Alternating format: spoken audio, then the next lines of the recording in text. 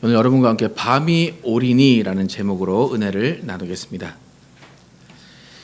요즘은 이제 주로 시간을 확인할 때 핸드폰이나 이제 컴퓨터로 시간을 보기 때문에 째깍째깍 소리를 내면서 가는 시계의 소리를 듣기가 힘들어졌습니다. 그런데도 이제 집안에 이제 그런 시계가 아직도 있기 때문에 조용한 가운데 있게 되면 째깍째깍하고 시간이 흘러가는 소리를 들을 수가 있습니다.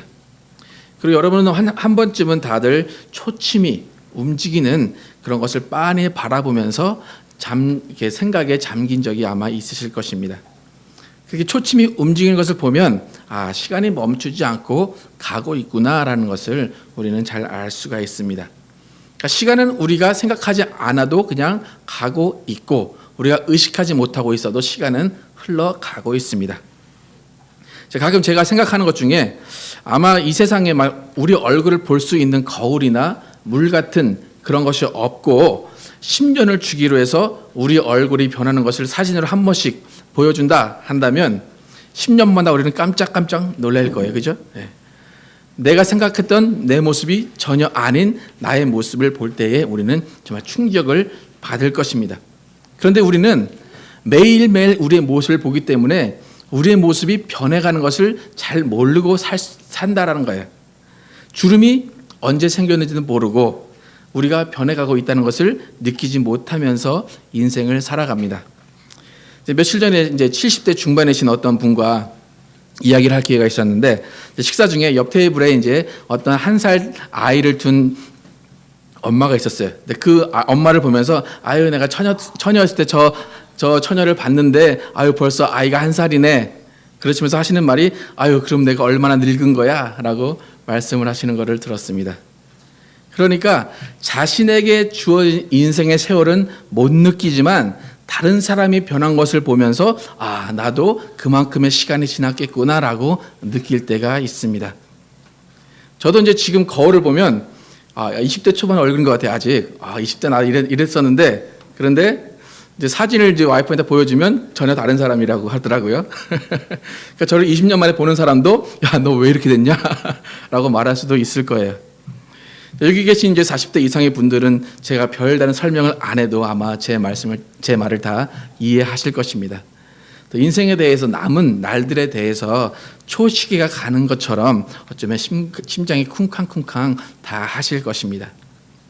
이렇게 우리의 이 세상에서의 육체의 삶은 변해가고 늙어갑니다. 그리고 육체의 삶은 끝이 있습니다. 육체의 삶은 제한적입니다. 그런데 그렇게 제한적인 삶임에도 불구하고 나도 모르는 사이에 40이 되고 60이 되고 어느샌가 죽음을 맞이하게 됩니다. 그러니까 10년 전의 일이 몇 달 전 일처럼 느껴질 때가 있습니다. 그러니까 시간이 너무 빨리 가는 것을 느낍니다. 여러분 젊은 사람들이 시간이 빨리 갈까요? 아니면 나이 많으신 분들이 시간이 빨리 갈까요? 나이가 많으신 분들이 시간이 빨리 간대요. 근데 그거는 똑같은 시간인데 뇌에서 느끼는 감각이 틀리기 때문이래요. 그래서 어떤 연구 결과에서 왜 나이가 들수록 시간이 빨리 갈까라는 조사를 했는데 가장 큰 요인은 뭔가 하면 반복되는 똑같은 일상 때문이래요. 그러니까 태어나서 30대 정도까지는 매일 새로운 경험을 하게 됩니다. 새로운 일을 경험하고 받아들일 때는 뇌에 저장하는 시간이 오래 걸린대요. 그러니까 오래 걸리니까 시간이 오래 가는 것처럼 느낀대요. 그런데 나이가 들수록 계속 반복되는 일상에서 살기 때문에 뇌에 저장할 것이 별로 없는 거예요. 기억할 필요를 못 느끼다 보니까 중간에 멈춰진 기억이 있고 새로운 기억이 없기 때문에 어제 일 같은데 너무 시간이 오래 간 그런 느낌을 받는다라는 거예요. 그러니까 여러분 30대 이전에 겪었던 일들 지금 생각하시면 어제 일 같죠. 그죠? 네. 근데 벌써 시간은 30년이 지나고 40년이 지났습니다. 그러니까 우리가 그 사이에 너무 바쁜 일상을 살고 똑같은 일을 반복해서 살았기 때문에 전혀 새로운 기억이 없는 거예요. 그러니까 40년, 30년이 지나도 옛날 일이 오늘 일 같은 그런 추억으로 생각할 수가 있다라는 것입니다. 또 하나 예를 들면 우리가 여행을 가면 하루 이틀 여행 갔는데 집에 딱 와보면 몇 주일을 갔다 온 것 같은 그런 느낌이 들 때가 있으실 거예요. 그거는 왜 그래요? 새로운 경험을 하고 왔기 때문에 우리 뇌가 아직도 그 곳에 있는 거예요. 그러니까 그 시간이 너무 오랜 시간을 지낸 것 같은 생각을 합니다. 그리고 왕복 여정을 갈 때는 되게 오래 걸리는 것 같아요. 근데 올 때는 되게 빨리 오는 것 같아요. 그 이유도 똑같아요. 뇌에서 갈 때는 저장할 게 많아요. 새로 와졌네. 근데 올 때는 새로운 게 없어요. 똑같아요. 그러니까 더 빨리 오는 것 같은 그런 느낌을 받는다고 합니다. 여러분, 예수님은 이 세상에서 33년이라는 짧은 인생을 사셨습니다. 여러분, 잘 생각해 보면 영원 전부터 계셨던 분이 이 땅에 33년의 인생을 사셨다면 얼마나 짧게 느끼셨을까? 상상이 가시죠? 하나님의 하루가 우리의 천년과 같다고 베드로가 말했는데 33년 사셨으면 예수님의 입장에서는 그냥 몇 초, 몇 분, 잠깐 사신 것과 똑같아요. 이런 예수님께서 오늘 본문에서 낮이 지나고 밤이 오리니 하셨을 때는 정말 몇 초 후에 밤이 올 것이다라는 그런 기분을 가지고, 그런 느낌을 가지고 말씀을 하셨을 것입니다. 예수님의 마음은 너무나 안타깝고 조급한 마음이셨습니다. 여러분, 오늘 인생에 대해서 우리가 많이 알고 있는데 인생을 정의하면 인생은 짧은 거예요. 인생은 죽음이 확실하게 정해져 있는 것입니다. 또 인생의 시간은 흘러갑니다. 또 죽고 나면 우리는 잊혀집니다. 이것이 육신을 가진 인생이에요. 그렇다면 이런 인생, 죽을 수밖에 없고 시간이 빨리 가는 이런 인생을 어떻게 살아야지만 그것이 현명한 삶이고 무엇을 하면서 사는 것이 지혜로운 삶인가 한번 우리가 알아보겠습니다. 에베소서에 보면 우리가 짧고 빠른 인생을 어떻게 살아야 하는가를 알려주고 있습니다. 에베소서 5장 15절에서 18절을 함께 같이 한번 읽어보겠습니다. 에베소서 5장 15절에서 18절 시작. 그런즉 너희가 어떻게 행할 것을 자세히 주의하여 지혜 없는 자 같이 하지 말고 오직 지혜 있는 자 같이 하여 세월을 아끼라. 때가 악하니라. 그러므로 어리석은 자가 되지 말고 오직 주의 뜻이 무엇인가 이해하라. 술 취하지 말라. 이는 방탕한 것이니 오직 성령의 충만을 받으라. 15절에 영어 성경에서 NIV에 보면 Be very careful then how you live라고 나와요.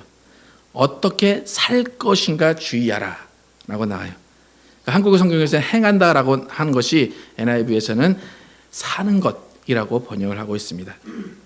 그렇다면 에베소서에서 바울이 말한 지혜롭게 사는 것, 이것을 정리하면 네 가지로 말할 수가 있습니다. 첫 번째는 세월을 아껴야 합니다. 두 번째는 주의 뜻이 무엇인가 이해해야 됩니다. 세 번째는 술 취하지 말아야 됩니다. 네 번째는 오직 성령 충만을 받아야 하는 것. 이 네 가지가 우리가 인생을 지혜롭게 살아가는 방법입니다. 이 에베소서에서 말한, 바울이 말한 지혜로운 삶과 오늘 본문에서 예수님께서 말한 우리가 어떻게 살아야 되는 것을 한번 연결시켜서 한번 비교를 해보겠습니다. 첫 번째 말한 세월을 아끼라. 바울이 세월을 아끼라고 한 이유에 대해서 오늘 본문에서 예수님께서 하신 말씀을 한번 살펴보겠습니다. 오늘 본문 요한복음 9장 4절 한번 같이 읽겠습니다. 요한복음 9장 4절 시작. 때가 아직 낮음에 나를 보내신 이의 일을 우리가 하여야 하리니 밤이 오리니 그때는 아무도 일할 수 없느니라. 바울은 세월을 아끼라 라고 했고 예수님은 밤이 오리니 라고 말씀하셨어요. 그러니까 세월을 아끼지 않으면 밤이 오기 때문에 세월을 아껴야 한다라는 것입니다.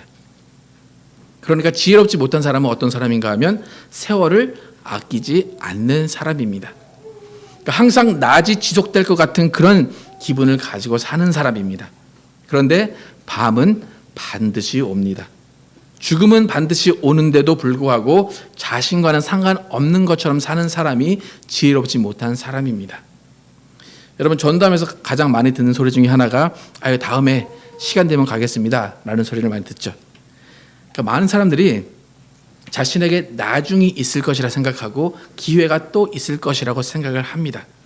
하지만 인생에서 사람이 생각하는 나중과 기회는 말처럼 쉽게 오지 않습니다. 그렇기 때문에 성경에서도 계속해서 오늘 지금이라는 단어를 사용해서 긴박함을 계속해서 강조하고 있음을 알 수가 있습니다.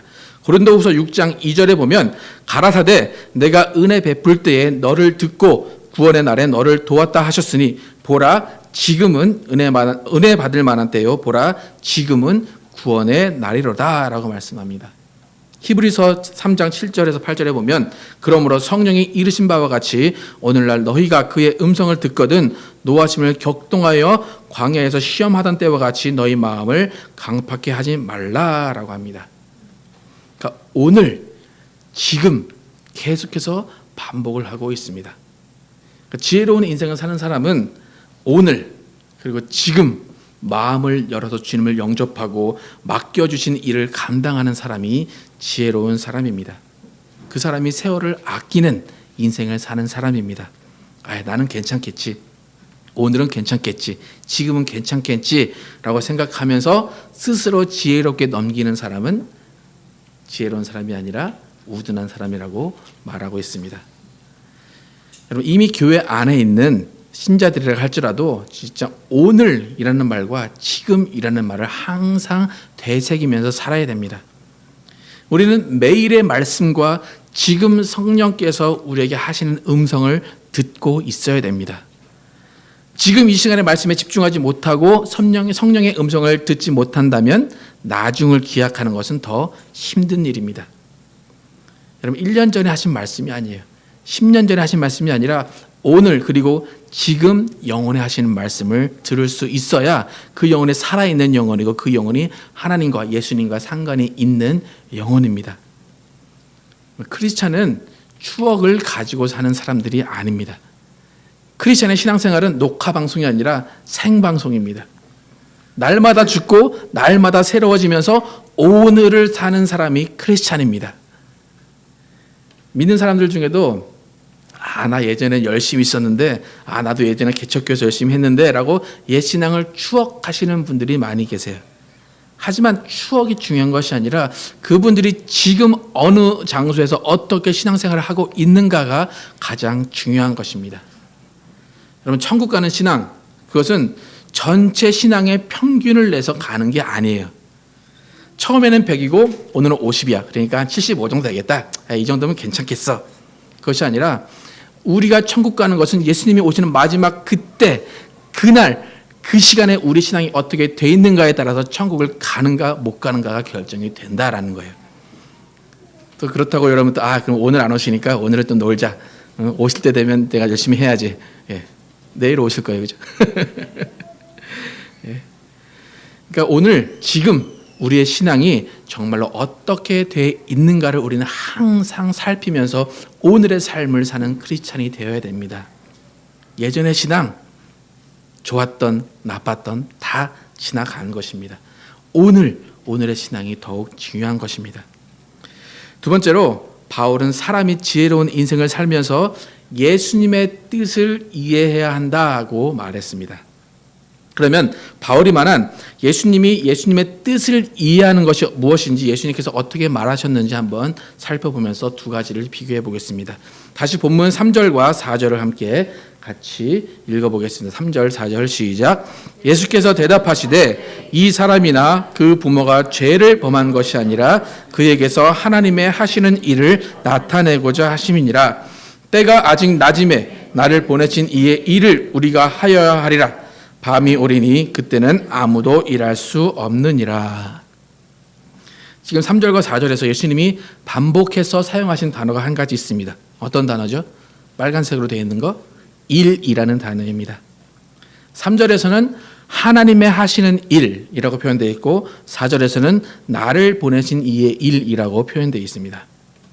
그러니까 예수님의 뜻을 이해하는 사람은 하나님의 일에 관련이 되어 있는 사람입니다.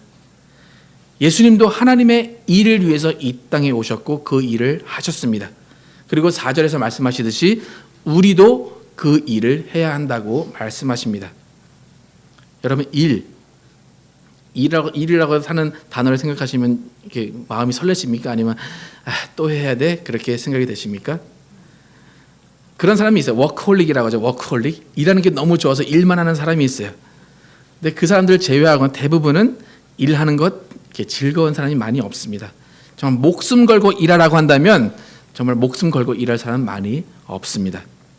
그런데 예수님은 우리에게 일을 해야 한다. 일을 같이 하자고 말씀하십니다. 그런데 예수님이 같이 하자고 하는 일 잘 보면 목숨 걸고 하는 일입니다. 예수님은 그 일을 하면서 부와 명예를 얻으신 것이 아니라 그 일 때문에 핍박받고 매맞고 침뱉음을 당하고 죽음을 당하셨습니다. 여러분, 예수님이 이 일을 같이 하자고 하시는데 여러분 같이 하시겠습니까? 지금은 낮이니까 나와 같이 일하자. 나 없을 때 쉬고 지금 나와 같이 일하자 라고 하시면서 죽음 앞에서 같이 일하자고 하시면 여러분 일 같이 하시겠습니까? 만약에 여러분이 제가 지금 일을 같이 하시겠습니까? 라는 질문에 망설이거나 생각을 하신다면 예수님이 여러분이 이미 예수님을 주로 고백한 것, 내가 예수님을 구주로 영접합니다. 예수님 나의 주님이십니다. 라고 그 고백한 그것이 어쩌면 입만 열어서 한 진실하지 못한 고백일 수가 있습니다. 여러분, 예수님을 주라 고백했다. 그것은 부부끼리 여보당신하는 게 아니에요. 오빠 누나 하는 게 아니라는 거예요. 주로 고백했다는 것은 예수님을 주인으로 모시고 종으로 살겠습니다라고 고백했다는 거예요. 종은 선택권이 없습니다. 시키면 하는 것이 종입니다. 시켰는데 일하지 않으면 쫓겨나는 것이 종입니다. 현대 기독교를 잘 보면 종의 개념이 없어진 지 오래됐어요. 다 자녀만 되려고 해요. 다 나는 존귀한 자녀야. 나는 하나님의 아름다운 사람이야. 성경은 예수를 주로 고백하면서 종의 삶을 사는 자에게 자녀가 되는 권세를 주셨다고 했지 그냥 무조건 자녀가 된다고 하지 않았습니다. 먼저 종이 되지 않고 먼저 종의 삶을 살지 않는다면 하나님의 자녀가 될 수 없습니다. 분명히 예수님이 말씀하셨어요. 요한복음 14장 6절에서 예수께서 가라사대 내가 곧 길이요 진리요 생명이니 나로 말미암지 않고는 아버지께로 올 자가 없느니라 말씀하셨고, 마태복음 7장 21절에서는 나더러 주여 주여 하는 자마다 천국에 다 들어갈 것이 아니요 다만 하늘에 계신 내 아버지의 뜻대로 행하는 자라야 들어가리라.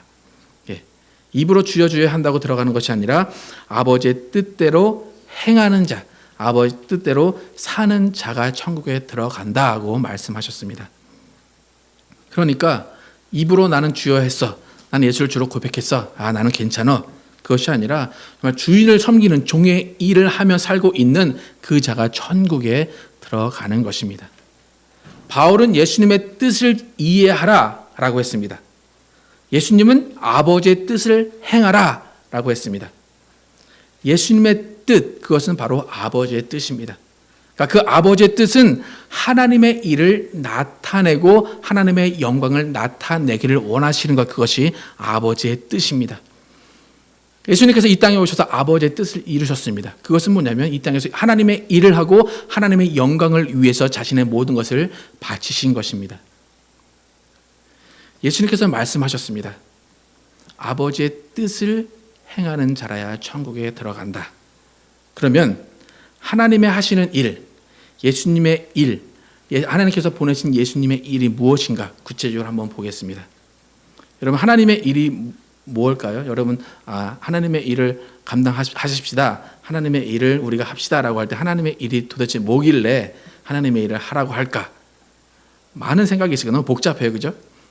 우리는 간단하게 생각해야 돼요. 한마디로 아까 말씀드린 대로 하나님께 영광을 돌리는 일입니다. 아버지를 찬양하는 일입니다. 아버지의 말씀이 이 땅에 이루어지게 하는 일입니다. 아버지를 모르는 사람들이 아버지를 알게 하는 일입니다. 다시 말해서 예수 믿지 않는 자들은 오늘이 마지막이라고 생각하고 예수를 주로 영접하고 예수의 이름으로 병이 낫고 문제가 해결되고 아버지께 영광 돌리는 그것이 아버지의 일이고 예수님의 일입니다. 또 평생을 예수님의 사람으로 살면서 예수님이 하신 아버지의 말씀에 순종하고 인생을 사는 것, 그것을 위해서 이 땅에 예수님이 오셨고 우리는 그 일을 해야 되는 사람들입니다. 여러분, 온 인류와 온 우주 만물 다 아버지의 영광을 위해 창조되었다고 말합니다. 시편 19편 1절에 보면 하늘이 하나님의 영광을 선포하고 궁창이 그 손으로 하신 일을 나타내는도다라고 말합니다. 이 세상의 모든 만물의 창조 목적은 하나님의 영광을 선포하고 그의 하신 솜씨를 드러내는 것입니다. 여러분, 밖에 나가면 풀들 많이 있고 소들이 있고 돼지들이 있고 있습니다. 왜 그것을 하나님이 지으셨습니까? 우리 잘 먹고 잘 살라고 지은 것이 아니라 하나님께 영광을 돌리고 하나님의 영광을 선포하라고 그 모든 만물을 지으셨습니다. 우리도 하나님의 영광을 위해 지으셨고 하나님을 찬양하라고 지으셨습니다. 그렇다면 우리의 짧은 인생, 빨리 지나가는 인생, 목적이 분명해졌습니다. 예수님과 함께 예수님이 하자고 하시는 일을 하면서 하나님의 영광을 위한 인생을 사는 것이 우리의 인생의 목적입니다. 우리는 하나님의 일을 위해서 각자가 특별한 임무를 다 가지고 태어났어요. 나는 너무 부족하고 나는 안 돼. 그러니까 나는 하나님의 일을 할 수 없어. 하나님은 그렇지 않다라는 거예요. 오늘 본문에서 예수님께서 소경을 향해 하시는 말씀을 보면 그가 소경된 것도 하나님의 일을 나타내고자 하심이라라고 말씀합니다. 여러분, 사람들은 소경을 불행하다고 생각할 수도 있습니다. 인생의 실패자라고 생각할 수도 있습니다. 혹은 죄로 인해 저가 저주받았다라고 생각할 수도 있습니다. 하지만 예수님이 소경을 보는 시각은 그렇지가 않습니다. 만약에 소경이 예수님을 만나지 못했다면 세상의 시각이 맞을 수도 있어요. 세상의 비판이 맞을 수도 있어요. 하지만 이 소경이 예수님을 만났을 때에 그 소경은 예수님으로 인해서 하나님의 일을 나타낼 수 있는 존재가 되었습니다. 이 소경이 예수님을 만났습니다. 그리고 예수님의 말씀에 순종해서 실로암에 가서 눈을 씻었습니다. 그때에 하나님의 일이 나타나게 되었습니다. 우리는 세상에서 아무리 능력이 있고 아무리 잘났을지라도 예수님을 만나기 전에는 하나님의 영광을 드러낼 수 없는 존재였습니다. 그냥 시간을 붙잡고 시간에 매여 사는 존재일 수밖에 없었습니다. 하지만 우리가 예수님을 만나고 예수 이름을 부르는 그 순간부터 우리의 인생은 하나님의 일을 나타낼 수 있는 존재가 되었습니다. 예수님의 말씀에 순종만 하면 우리의 능력이 아니라 예수 이름의 능력이 우리 인생에 나타나서 하나님의 일을 드러낼 수가 있습니다. 그렇기 때문에 우리는 각자 여러분이 계신 삶의 자리에서 하나님의 일을 나타낼 수 있고 또 나타내야만 하는 사람들입니다. 우리는 부족합니다. 우리는 연약합니다. 그렇지만 그 부족함과 연약함을 예수님께서 채워주셔서 그 예수님의 능력으로 하나님의 일을 나타낼 수가 있습니다. 또 우리에게 하나님께서 달란트를 주셨습니다. 그러면 그 달란트로 말미암아서 하나님께 영광을 돌릴 수도 있습니다. 문제는 무엇인가 하면 우리가 예수님을 만나서 예수님과 함께 거하고 예수님의 말씀에 순종하는가, 그것이 문제입니다. 여러분, 지금 여러분의 인생을 통해서 하나님의 일이 나타나고 있습니까? 지금 여러분은 무엇으로 하나님의 영광과 솜씨를 드러내고 있으십니까? 하늘은 하늘에서, 꽃은 밭에서, 돼지는 돼지 우리에서 하나님의 영광을 드러내는데 우리는 우리 집에서, 교회에서 어떻게 하나님의 영광을 드러내고 있는가 한번 생각을 해봐야 됩니다. 때로 우리가 하나님의 일을 너무 어렵고 거창하게 생각하기 때문에 다 손 놓고 있을 때가 많이 있습니다. 하나님의 일, 신학교를 가야 되는구나. 하나님의 일, 순교를 당해야 되는구나. 매를 맞아야 되는구나.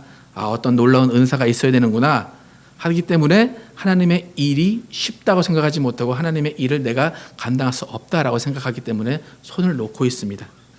하지만 그렇지 않습니다. 하나님이 여러분에게 원하시는 하나님의 일은 무엇인가 하면 여러분의 삶의 자리에서 하나님께 영광을 돌리는 것입니다. 엄마는 엄마의 자리에서, 아빠는 아빠의 자리에서, 학생은 학생의 자리에서 충분히 하나님의 일을 하고 하나님의 영광을 드러낼 수 있다라는 것입니다. 언젠가 이제 여러분에게 보여드리는 영상 중에 축구 선수 김신욱 선수가 이제 상 받고 나중에 한 말이 있는데 자신은 예수님의 축구 선수입니다라고 시상 소감을 말했습니다. 여러분은 여러분의 자리에서 예수님과 함께하는 예수님의 엄마, 아빠, 예수님의 사람이 되는 그 자리에서 여러분은 하나님의 영광을 드러낼 수 있습니다. 목사는 목사의 주어진 자리와 주어진 일에서 영광을 돌리고, 집사는 집사의 일을 감당하면서 하나님의 영광을 드러낼 수가 있습니다. 그것이 바로 우리가 예수님의 뜻을 이해하고 사는 지혜로운 삶입니다. 하나님께서는 어느 누구도 예외 두지 않으셨습니다. 모두를 하나님의 일에 사용되기 위해서 지으셨습니다. 잘생기거나 못생기거나 키가 크거나 작거나 상관없이 각자의 상황에 맞게 하나님의 일을 드러낼 수가 있습니다. 우리가 할 일은 단 한 가지입니다. 순종이라는 것입니다. 예수의 옷을 입고 나아가면, 순종하는 그 마음으로 나가면 하나님께서 그 일을 이루어 주시고 예수님이 우리를 도와주실 것입니다.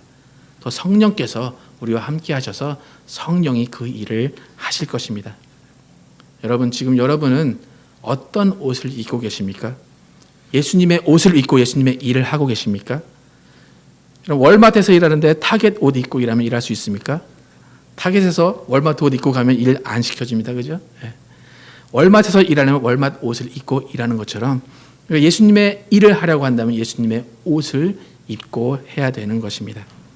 우리가 예수로 옷 입고 성령 충만한 삶을 살고 있으면 그 가운데 저절로 하나님의 일이 나타날 것이고 우리는 하나님을 나타내는 통로가 될 것입니다.